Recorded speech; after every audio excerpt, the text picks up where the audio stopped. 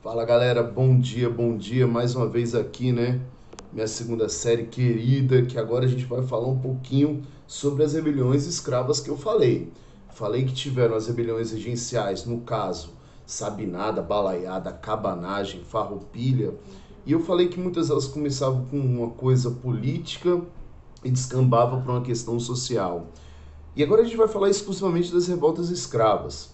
Vamos falar sobre três, tá? A primeira, a Revolta dos Carrancas, que foi a primeira mesmo, ocorreu em 1833, final de 1833.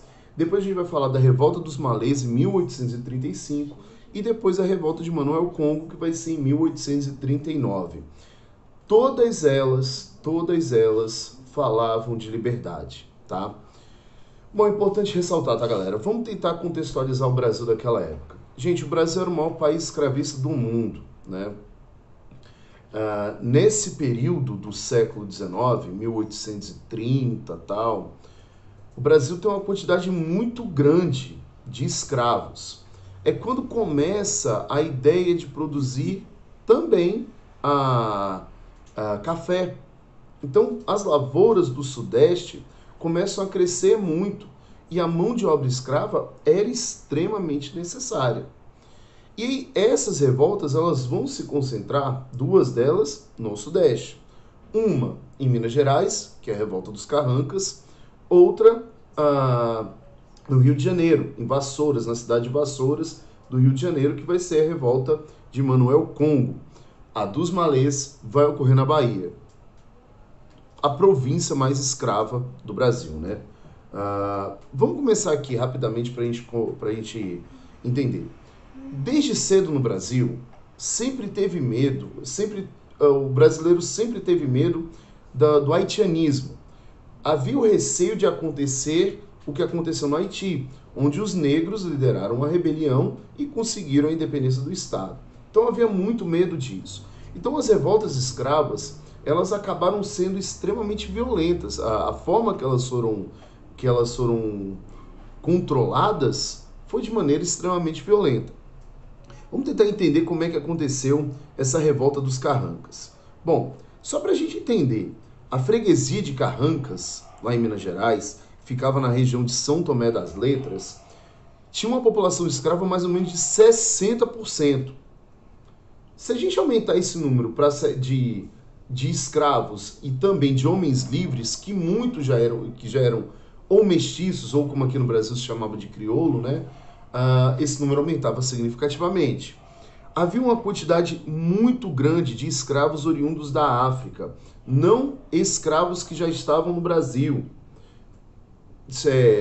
Escravos que acabaram constituindo família no Brasil. Eles vinham de fora mesmo. Muitos vieram da África centro-ocidental e da África ocidental, né? Uma pequena parte da África oriental. Essa região era controlada principalmente por uma família conhecida como a família Junqueira. A família Junqueira era dona de 3 grandes fazendas ali e eles controlavam basicamente toda a riqueza do local. Bom, em 1831, a Revolta dos Carrancas é 1833, já ensaiaram uma revolta lá em 1831, 2 anos antes.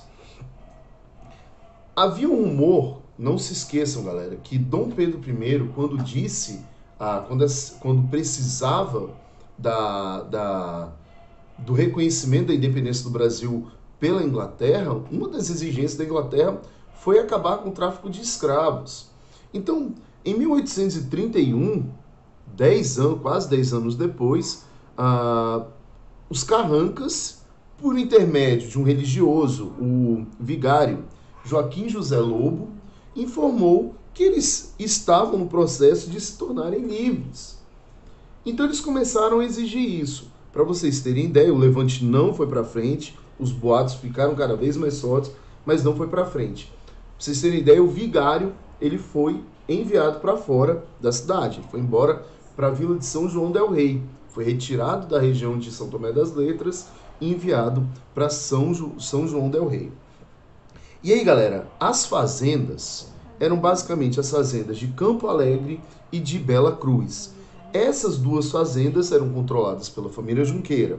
A de Campo Alegre era controlada pelo Gabriel Francisco Junqueira e a de Bela Cruz era comandada por...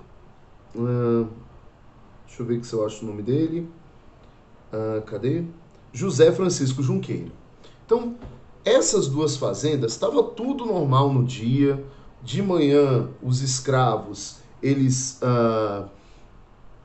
deram comida aos animais, tiraram leite das vaquinhas, tudo certinho. Só que aí, meio-dia, eles foram para a roça. O Gabriel Junqueira, ele tinha um hábito de, nesse período, ir para lá, pro roçado, para ver o trabalho. Só que no momento que ele estava saindo, os escravos que estavam no local cercaram e mataram ele a pancada. O que os escravos depois fizeram? Voltaram para Casa Grande, mataram toda a família, seguiram para a fazenda de Bela Cruz e mataram também todos os familiares da família Junqueira lá. No total foram 9 pessoas. Dentre essas 9 pessoas, eu cito 3 crianças ainda. Tentam ir para a próxima fazenda, tentar conseguir mais escravos, porque os escravos que estavam no Campo Alegre foram junto também, os escravos que estavam em Bela Cruz foram junto também com os de Campo Alegre, aumentando a quantidade de escravos. Quando eles vão para a terceira fazenda, o genro deles, José Junqueira, já estava preparado para recebê-los. Começou uma briga, né? Os caras dando tiro do lado de dentro, eles do lado de fora também armados, conseguiram conter a revolta dos Carrancas. Quando eles conseguiram conter a revolta dos Carrancas, todos eles foram presos. 9 eram crioulos, 17 africanos da África Ocidental. Um fato muito interessante na história do Brasil, tá? Nesse período. Esses caras foram presos. A partir de 1833, eu tenho a criação da pena de morte no Brasil. Ou seja, no Brasil, no século XIX, existia a pena de morte. Mas essa pena de morte era apenas para escravos ou negros. A pena de morte valia só para esses. Todos os indivíduos, mentira, um não foi morto, mas todos os indivíduos que participaram da revolta dos Carrancas foram assassinados, tá? Todos. Não sobrou ninguém. É interessante a gente ver. Olha que situação absurda. Os escravos que tinham nessas fazendas, eles eram crioulos, uma parte da África Oriental, uma parte da África Centro-Ocidental e uma parte da África Ocidental. Se a gente parar para pensar, eles não são da mesma etnia. Não são. Mas mesmo assim, todos eles se sentiram à vontade para se unir e lutar pela sua liberdade. A ideia da revolta dos Carrancas era clara. Era eliminar todos os brancos daquela região e controlar aquele local. As fazendas seriam dos negros. E eles viveriam em liberdade ali. Esse era o grande objetivo dos Carrancas. Como eu falei, o grande problema daí é justamente a criação da lei. Foi criado, né, um artigo 192 que dizia, justamente na Constituição Brasileira, que era, artigo 113, que determinava a pena de morte no Brasil. Portanto, se alguém perguntar na história para vocês, existiu pena de morte no Brasil? Sim, apenas para negros. A lei que passou a existir foi justamente essa, por conta da rebelião dos Carrancas. Bom, como eu falei, os Carrancas não foram os únicos. Em 1835, eu vou ter outra revolta de caráter totalmente escravista, totalmente negra, que foi a revolta dos malês. Cara, Salvador naquela época tinha por volta de 65 mil habitantes. Eram pessoas muito diferentes entre si, da maneira de trabalhar, maneira de tirar folga, maneira de orar. Eu tinha uma quantidade de africanos que era basicamente, não só africanos escravizados, negros, já homens livres, mestiços, que eram oprimidos por uma minoria branca. essa opressão se dava de diversas maneiras. Havia uma falta de respeito com a cultura do islâmico, havia um olhar de superioridade mesmo do branco, do islâmico não, galera, do negro. Foi mal, porque vocês vão entender porque eu usei o termo islâmico. Dos negros. Então havia uma ideia de superioridade muito grande sobre esses povos, sobre a galera que era que era de origem negra. Bom, os escravos, eles muitas vezes resistiam, principalmente nas suas questões culturais. Muitas vezes eles mantinham uma culturalidade muito forte para evitar perder o que eles tinham, digamos, de tronco deles. Muitos deles faziam o quê? Cultuavam seus orixás, né? O orixá é o nome dado às divindades do panteão Yorubá ou Nagô, certo? Os vudus, que já é um nome dado às culturas Gegês, que é muito parecido com orixá no Queto, e alguns também aderiram ao catolicismo. Muitos negros aderiram ao catolicismo. E outros ainda optaram pelo culto malê. E o nome da revolta vai ser justamente esse, a Revolta dos Malês. Por quê? O culto malê era uma mistura, olha só, era uma mistura de combinação de elementos das religiões africanas e de alguns princípios muçulmanos. Cara, como os islâmicos acabaram dominando boa parte do norte da África, muitos dos escravos que vinham para o Brasil tinham costumes de islâmicos. Como, por exemplo, os malês não comiam carne de porco, jejuavam às sextas-feiras e uma vez por ano faziam uma dieta com base em inhame, língua de vaca, arroz, leite e mel. Esse sacrifício eles davam o nome de Ramadã. Então, olha só, havia uma cultura muito forte de negros islâmicos no Brasil. Muito forte. Uma coisa que é bem legal da gente ver, o abadá. O que é o abadá? O abadá é uma espécie de túnica usada pelos negros. Essas túnicas, muitas delas, de origem árabe, certo? Bom, o que acontecia? Desprezados pela sua cor, pela sua religiosidade, explorados de maneira extrema no seu trabalho, muitos escravos começaram a se unir, mesmo com tantas diferenças. Um grupo que cultua orixás, um grupo que faz a prática dos vudus, um grupo de católicos e um grupo de islamizados, de negros islamizados. Eles, por conta da opressão, da intolerância do branco com o negro, muitos deles resolveram esquecer todos esses problemas de lado e resolveram se unir para lutar contra os brancos. A data escolhida da revolta foi no dia 25 de janeiro de 1835, justamente num dia, né, na Bahia, um estado bastante religioso, né, com a religiosidade muito intensa, foi justamente no dia de Nossa Senhora da Guia. E aí, galera, a batalha durou a noite inteira. Os escravos, ou os negros, né, lutando com espadas, facas e lanças, eles enfrentavam os soldados com garrucha, com armas de fogo, que evitavam o confronto de corpo a corpo. Porque o número de escravos era grande. Mais de 50 escravos participaram desse momento. E é engraçado, mais de 50 escravos, 50 foram só o número de pessoas que morreram, né? Chegou a centenas. É legal da gente entender como é que foram essas revoltas escravas nesse contexto. Teve um dedo duro. Eu não lembro o nome dele. Se vocês puderem me lembrar qual foi o homem que dedurou a revolta dos malês, eu agradeço. Digita lá que eu agradeço para vocês, que eu sei que vocês fazem, né? Percebo isso, é muito legal, acho massa. Bom, o combate terminou, os negros foram vencidos e aí começou o tribunal.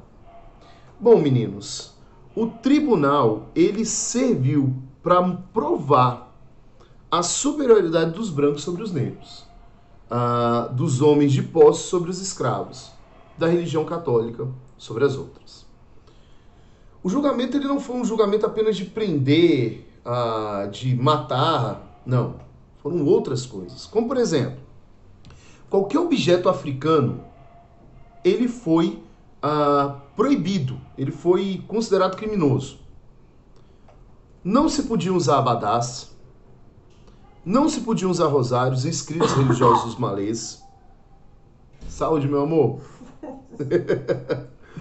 Não podiam, por exemplo, não permitiram, apreenderam atabaques, colares de búzios, panos da costa, entre outros. Ou seja, não foi permitido nenhuma culturalidade negra.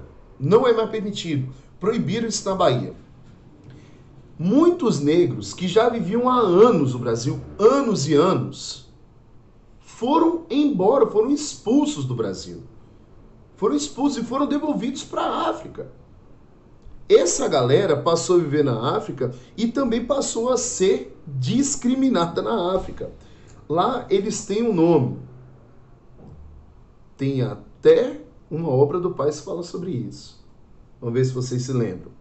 Muitos deles foram expulsos, né? Muitos voltaram para a África. Tem uma festa, para vocês terem ideia, do Nosso Senhor do Bonfim em Benin, na África.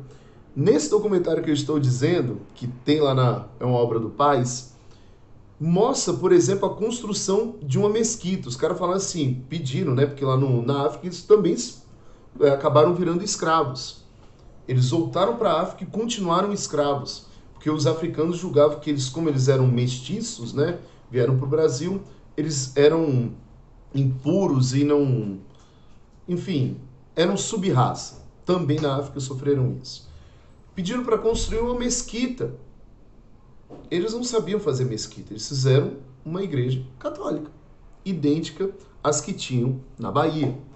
Bom, outra coisa que é legal ressaltar nisso. Quem participou da rebelião dos malês, da revolta dos malês, não eram apenas pessoas simples. Quem participou, por exemplo, foi justamente, se eu não me engano, é Gesu o nome dele, que era um personagem que tinha no reino do Daomé na África. Esse cara nada mais era do que um rei do reino do Daomé. Ele foi preso, virou escravo no Brasil. Esse cara liderou, foi um dos participantes da revolta dos malês. Mais uma vez a gente vê o governo brasileiro, né, fazendo atrocidades com escravos. Os que não foram mortos e inocentes foram mandados embora da Bahia. Qual a razão de mandar essa galera embora? Simples. Evitar uma revolta haitiana, nos moldes da revolta haitiana, e também branquear a sociedade baiana. Ok? Bom, galera, nós vamos para a última. A última revolta que teve foi a revolta de Manuel Congo. Bom, galera, a revolta de Manuel Congo, ela vai ocorrer em 1838. E um dos motivos, a origem da revolta, está justamente na morte do escravo Camilo Sapateiro. As razões da morte do Camilo Sapateiro é justamente por conta da violência, os castigos disciplinares que existiam na fazenda. Por conta dessa violência, ele acabou morrendo. E aí o Manuel Congo, um dos escravos, né, ferreiro também da fazenda, pediu para que o dono da fazenda tomasse uma atitude por conta de tal violência. E ele falou, não, pode deixar que eu vou tomar providências. Só que ele não tomou providências. O que o Manuel Congo fez? Juntou 200 escravos, mataram o capataz que agrediu o Camilo Sapateiro, e eles fugiram com armas, saquearam as armas e fugiram para criar um quilombo, para conseguir viver e manter-se ali, na subsistência e protegidos. Não deu muito certo. A fuga aconteceu no dia 10 de novembro. No dia 11 de novembro, as autoridades preocupadas com a fuga massiva de escravos, o Estado decidiu tomar uma decisão, conter essa rebelião. Enviaram nada mais, nada menos do que Luiz Alves de Lima e Silva, mais uma vez esse nome aparece nessa história, o futuro Duque de Caxias, ele conseguiu capturar a maioria dos escravos. Muitos acabaram mortos. 16 foram julgados pelo tribunal.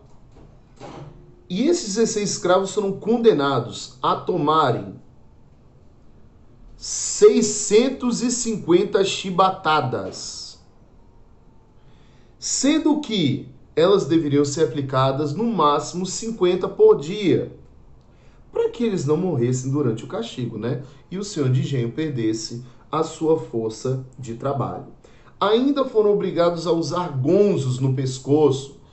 Esses gonzos serviam muitas vezes para marcar escravos fujões, escravos que tinham problemas, que acabavam sendo violentos, para o reconhecimento deles. Esses gonzos também dificultavam a forma, mobilidade, de virar pescoço, enfim, de se alimentar, enfim, violência extremamente absurda. Bom, além disso, era necessário uma punição exemplar. Pegaram Manuel Congo. Manuel Congo foi, mais uma vez, pena de morte. Foi sentenciado à morte em 1839. Queridos, o Quilombo era um grande exemplo da luta pela liberdade e contra a violência que se cometia contra o escravo no Brasil. Desde os anos 30, são um grande exemplo da luta pelo fim da escravidão, pela liberdade desse povo. Viviam muito mal mesmo. Como eu falei, numa foram condenados à morte, numa outra, negros que nem participaram da rebelião foram enviados para o Benin, na África, antigo reino de Daomé. Na de Manuel Congo, 650 chibatadas. Para o líder, pena de morte. Então, galera, é perceptível que há um problema muito grande no período regencial brasileiro. Há um problema social muito grande. Nós falamos de todas as revoltas e todas elas continham elementos sociais. Balaiada, sabinada, balaiada feita por balaios, pessoas extremamente pobres. A sabinada degringolou quando falou de libertar escravos. Cabanagem, farroupilha com seus lanceiros negros. Então, há um movimento social muito forte para melhoria das condições de vida, seja do negro liberto, seja do mestiço, seja do negro escravizado, seja de qualquer grupo social que estava muito à margem da sociedade brasileira, certo? Então, meninos, por hoje é isso. Bom, vou deixar uma atividade para vocês, tá bom? No coisinha aí, eu me esqueci o nome, mas vai estar lá bonitinho, tá? E aí, pra gente corrigir. E é isso, próxima aula a gente vai falar sobre começo de ciclo do café. E próxima aula também a gente vai falar um pouquinho sobre um trabalho que a gente vai fazer, tá bom? Um beijo, meninos, tchau, tchau e até mais.